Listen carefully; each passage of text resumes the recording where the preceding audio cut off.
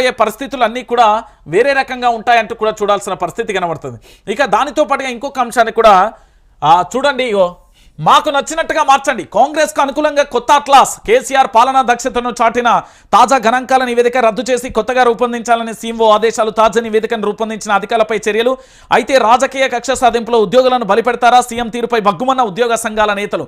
తమ చరిత్రను తామే రాసుకుంటున్న రేవంత్ రెడ్డి సర్కార్ అంటూ కూడా చెప్పిన పరిస్థితి కనబడుతుంది. ఇది ఎట్లున్నది అంటే నీరో చక్రవర్తి పిడేలు వాయించినట్టుగా ఉంటుంది. ఒక పక్కన ప్రజల ప్రాణాలు పోతా ఉంటే వీళ్ళకి నచ్చినట్టుగా వేరుస్తున్న పరిస్థితి కన. అయితే ఒక విషయాన్ని కూడా నేను ఇక్కడ అబ్జర్వ్ చేసిన, తెలంగాణ ఉద్యమంలో రేవంత్ రెడ్డి పాత్ర ఏంది అంటే గుండు సున్నా అనేది అందరికీ తెలుసు, కొడుగుడు సున్నా అనేది అందరికీ తెలుసు.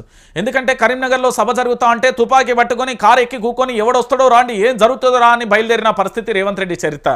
అయితే తెలంగాణ ఉద్యమంలో రేవంత్ రెడ్డి పాల్గొన్నాడు అనేది రేపు వచ్చిన ఆశ్చర్యం లేదు. తెలంగాణ ఉద్యమం కోసం పోరాటం చేసిండని వచ్చిన ఆశ్చర్యం లేదు. రేపు పొద్దుగాల తెలంగాణ రాష్ట్రం కోసం రాజీనామా చేసిండని వచ్చినా కూడా ఆశ్చర్యం లేదు. నేను ఎందుకు ఈ విషయాన్ని చెప్తున్నానంటే చరిత్ర ఒకరు చెరిపేస్తానో చరిత్ర ఒకరు తీసేస్తానో పోదు, అది చరిత్ర. కేసీఆర్ తెలంగాణ రాష్ట్రాన్ని తెచ్చింది ఎవరు? కల్వకుంట్ల చంద్రశేఖరరావు. అయిపోయింది, చరిత్ర దాన్ని తీసేస్తారా? ఈరోజు సెక్రటరియట్ ఉంది, దాని చరిత్ర ఏమైనా మార్చగలుగుతారా? దాంతోపాటు అమరవీల స్మారక చిహ్నం ఉంది, దాన్ని ఏమైనా మార్చేస్తారా? ఇక్కడ ఏది విద్యానగర్ నుండి స్టీల్ బ్రిడ్జ్ ఉన్నది, దాన్ని ఎవరైనా మార్చేస్తారా? దాంతోపాటు కాళేశ్వరం ప్రాజెక్టులు, నదులు, రిజర్వాయర్లు, దాంతోపాటు వాటన్నింటినీ ఏమైనా చరిత్ర మార్చేస్తారా? ఇట్లా మనం మాట్లాడుకుంటూ పోతే తెలంగాణ రాష్ట్ర వ్యాప్తంగా చాలా ఉన్నాయి. ఏం మార్చేస్తారు? కళ్యాణ లక్ష్మిని ఏమైనా తీసేస్తారా? లేకపోతే రైతులకు సంబంధించి రైతు భరోసా, రైతు బీమాకు సంబంధించి ఏమైనా చేస్తారా? 24 గంటల కరెంటు తీసేస్తారా?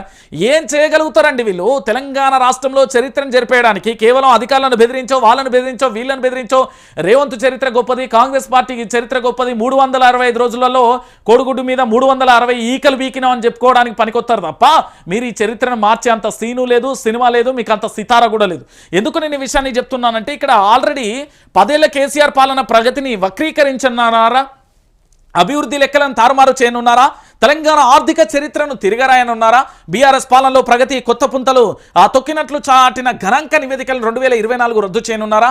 ఏడాది కాంగ్రెస్ పాలనలో రాష్ట్రాన్ని అద్భుతంగా అభివృద్ధి చేసినట్లు చెప్పబోతున్నారా? అంటే అవుననే అంటున్న ఈ ప్రభుత్వ వర్గాలు గత వారం విడుదల చేసిన అట్లాస్ను రద్దు చేసిన ప్రభుత్వం తమకు అనుకూలంగా నివేదికను మార్చాలని ఒత్తిడి తెస్తున్న పరిస్థితి కనబడుతుంది.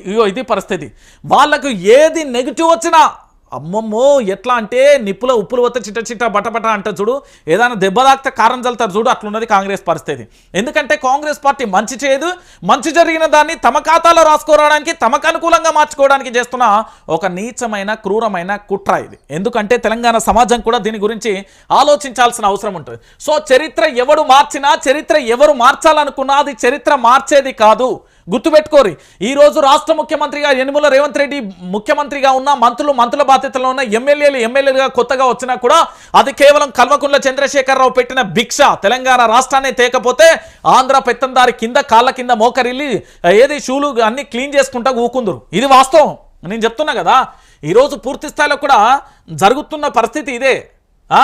ఇంకేముంటుందండి పంచాయతీ. దాంతో పాటుగా ఇంకొక